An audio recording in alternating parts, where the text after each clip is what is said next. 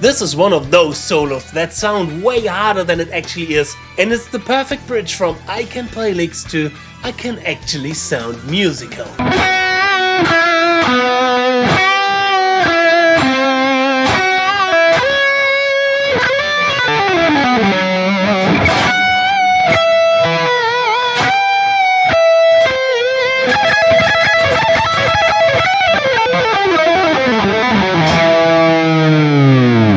Hey Guitar Champion, what's going on? I'm 𝗎𝙗𝙦𝙦 back from my practice dojo. Welcome to today's video.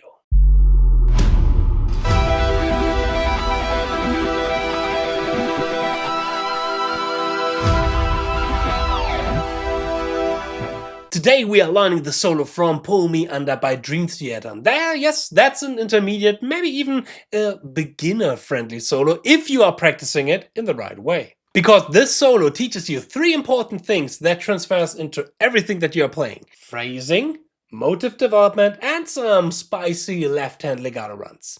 Here's the plan. We will go through section by section. I will show you what to focus on.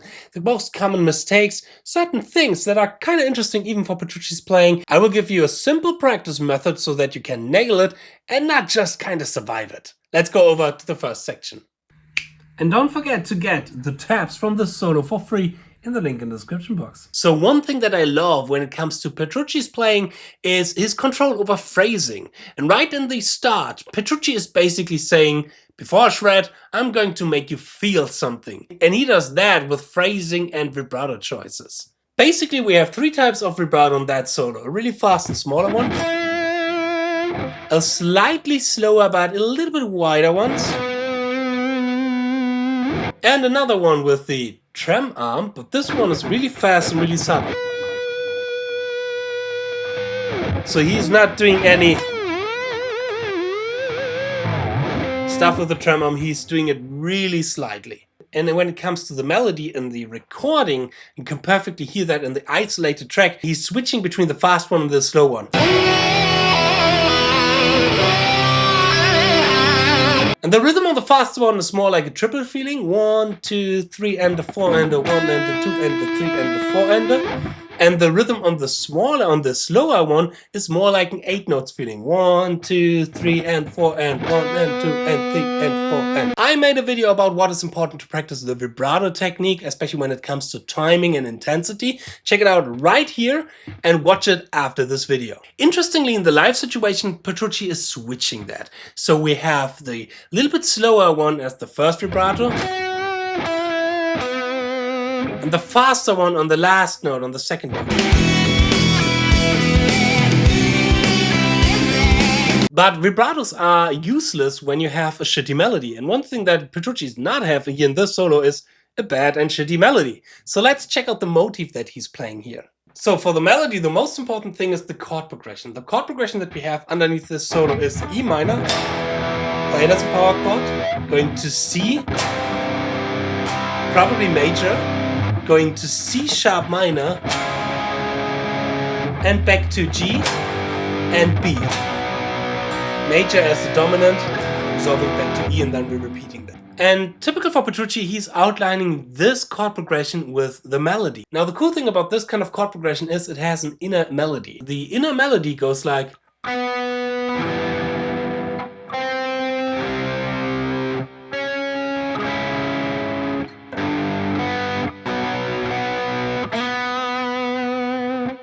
So he's really embracing the moving fifths, as he call it, with this kind of chord progression, going from the B to the C to the C sharp.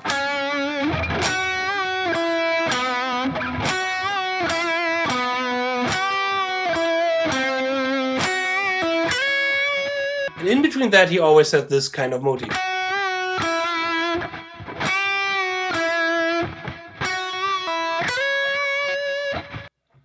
And after that first fast legato run that we will come to in a second, he is playing this same melody an octave higher.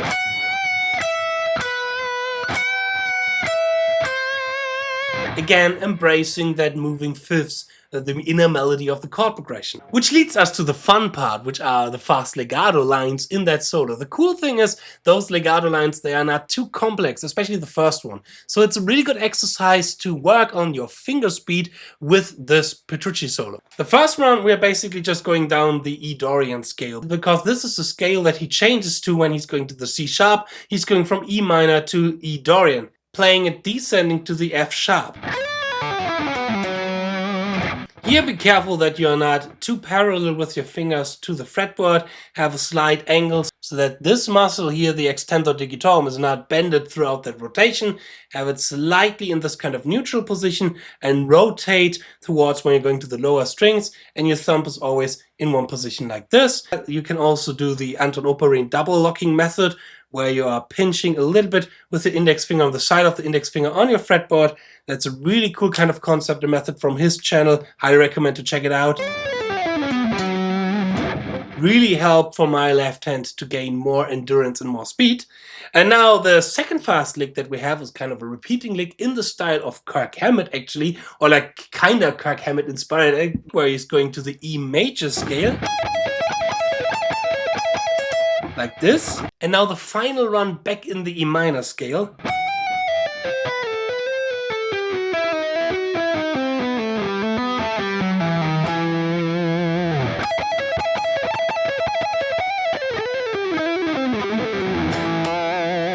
Here now there are several things that we have to take a look at that can be quite interesting when we are practicing it. One, when you're practicing it slow, practice it really good in time.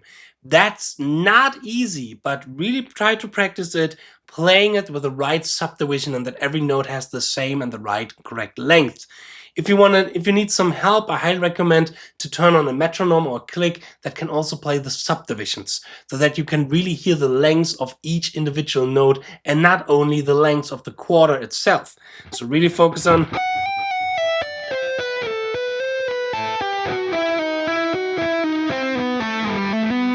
Here, for example, my pinky was a little bit too fast.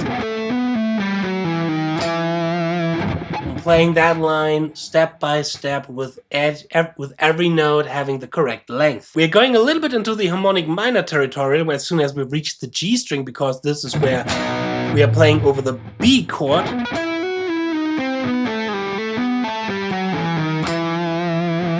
To reduce too much tension in my left hand, I try to avoid having too many fingers laying down on the strings.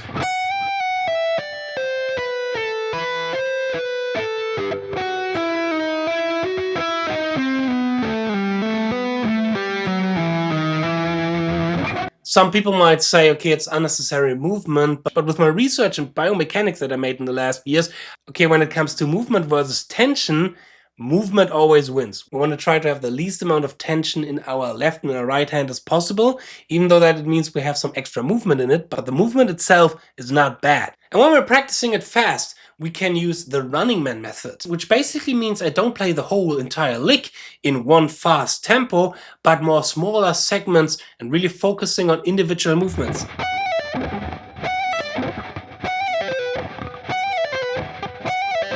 And instead of increasing the tempo, I increase the distance of that lick that I'm playing in this really fast tempo. I explain more of this in this video that you can also watch after this video. And if you are interested in more practice routines, then I highly recommend to check out the Gateway to Shred, my 4-week transformational course for every shred guitar beginner. Check it out, link is in the description box for more information. And the last thing that I highly recommend here is work on the position shifts. This is a really Yngwie based kind of lick. And one thing that Yngwie likes to do is to not only sleep in the cat tree behind the camera, because my cat is named Yngwie, is also to do a lot of position shifts. By that, having the same kind of patterns in the left hand, but shifting it through the neck in a horizontal way. And those position shifts, now here, they are not too bad, because we don't have to play with our right hand too, but these position shifts, they often can lead to hand synchronization issues, because we often lose a lot of time when we're going from one position to the next position. So here I highly recommend to work on the individual position shifts as well.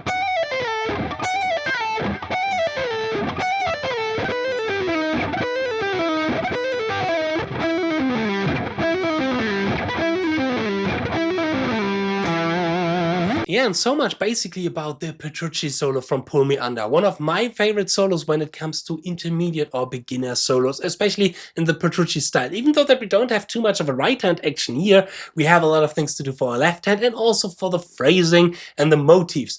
So this is why I highly recommend to check out and to learn this solo, and I also highly recommend, of course, to subscribe to this channel for more shred education.